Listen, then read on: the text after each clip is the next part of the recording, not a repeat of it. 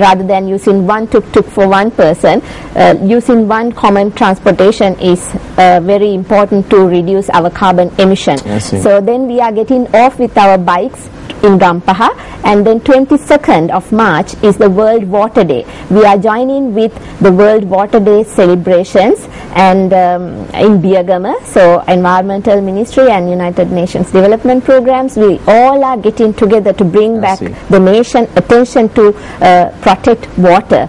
And then on the 23rd is the, as I said before, Global Earth Hour. Yeah, so we will be finishing our journey from 7:30 to 9:30 p.m.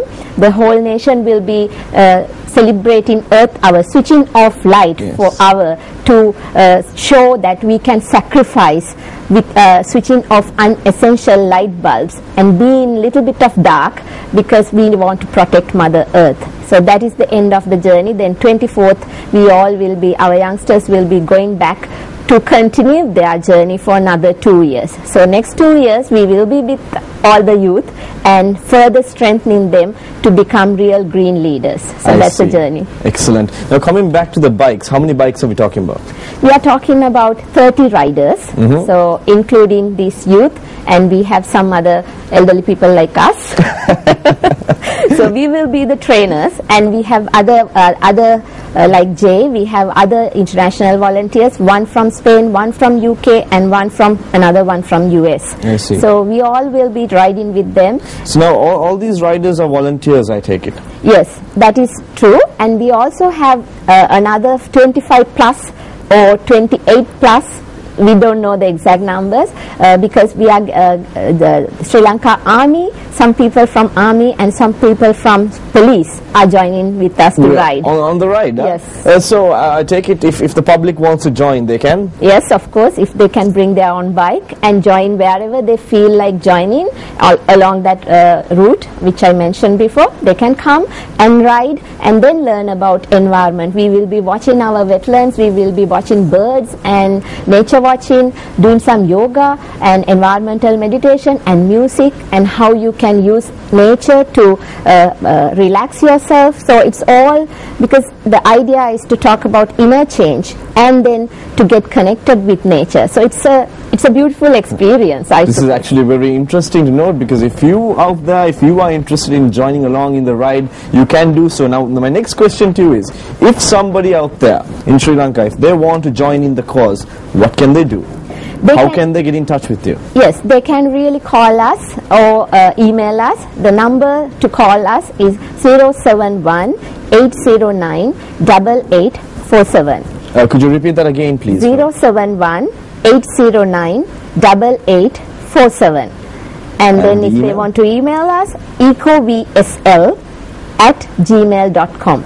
ecovsl@gmail.com. I see, that is excellent. Now, you did mention that you are going to educate them in different ways right throughout these 10 days, and there's going to be trainings and stuff. Now, how exactly are you planning on this education process? Is it going to be with workshops, or what's the process like? Are you having seminars? What is the process of approaching individuals right throughout the journey? The strategy is mix of everything, because we want to, we don't believe in lectures or anything, so it's a living experience, because we believe in behavioral change. Unless we change ourselves, within ourselves, we won't make any change in the society. So it's really changing inner. So you can't really read or by looking at, you can't change 100%. So it's a experience. You have to see and get connected with nature and try to understand. It's the bringing back the consciousness. So we will be using a lot of nature,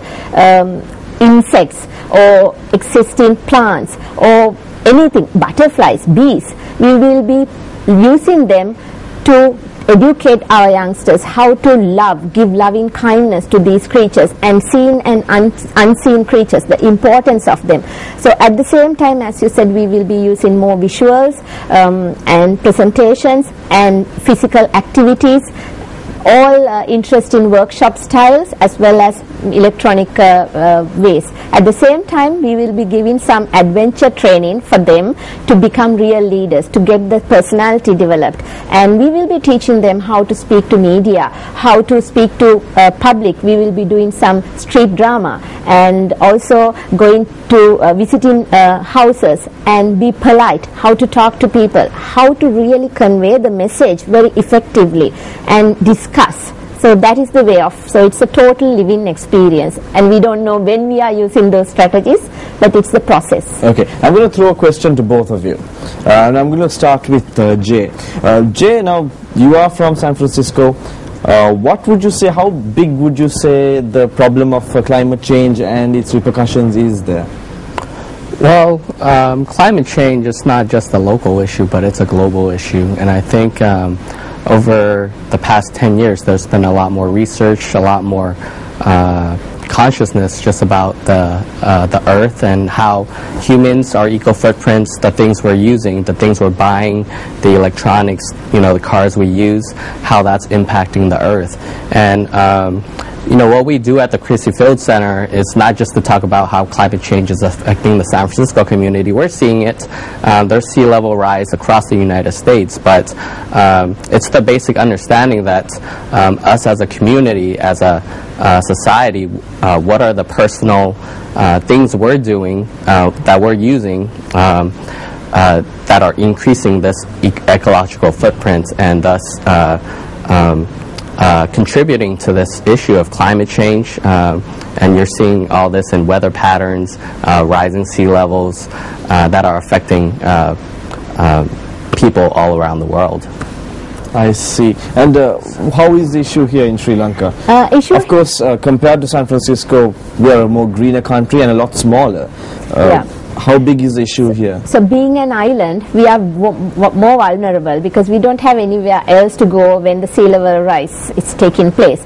And always, it's the global trend is most of the commercial cities are very close to the beach or the ocean. So it's the same for us, Colombo or Jaffna or Galle, all the main cities are in the coastline. So if the projections are correct, accurate, we will be losing those areas.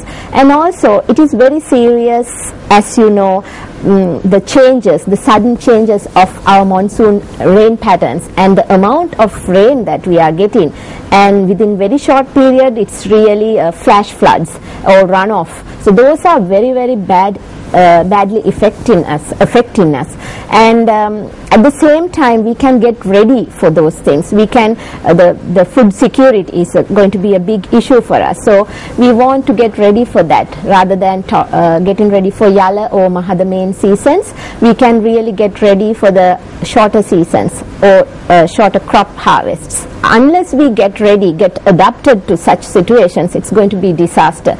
So it's really changing our way of life, but at the same time changing our behavior now, because then in next 50 years, 100 years, we can have at least safer side. So it's like facing this global issue nationally as well as internationally. It's not like we can't really throw the stone and say, okay, it's not our problem. It's not anymore. It is our problem, as well as there is lot we could do to get ready for that and to minimize the carbon emission. So that is what we have to be aware. Okay, on a final note, I am going to throw a final question at the two of you, but this is more of a personal question, because there are a lot of people out there. Certain people are very concerned about the environment, and they do want to give back to society, but there are people out there who are not that bothered. Now, what I want to understand is, the two of you are people who have really come up and who are really devoted yourselves for the cause. Starting with you, Jay, could you just tell us what is it that inspired you to really devote yourself for this cause? And I'm not talking about the event, I'm talking about the cause in general. Okay, well, I was a high school student that joined the Christie Field Center, and one of the things we do at the center is multicultural education, a lot of youth development work. But, you know, one thing we noticed was we have this really beautiful national park in San Francisco, But we saw that there was a big group of young people who were traditionally they don't go to these parks, and we had to ask ourselves this question of why. And the question is, why should they care about these parks? And it's the question of relevancy. And so we have these great big grand national parks, but say a young person who's living 6-7 miles away, that's almost like a day's trip for them to go out there, and it's a field trip. So we really work with the young people to help them start thinking about their own neighborhoods. Okay. We're running out of time, Kanchana, so if you can just quickly tell us what inspired you. Yeah, I think my whole mission started when I was small. So I think what inspired me is understanding the connection with nature. So understanding myself, who I am in this world. So I'm just another creature in this world. I'm a human being, but I'm a brother or sister of another earthworm or a butterfly or a bee. So understanding that really inspired me. All right, thank you very much. If you just tuned in, we were just discussing the event that's coming up, which is Power Party 2013 from the 13th to the 23rd of March. And it's all about educating on climate change and repercussions. It's an eco-friendly cause. It's a good cause. If you want to join in from Anuradhapura straight to Colombo, they're having a 10-day bike ride. If you want to find out more details about it, you can call 0718-098847.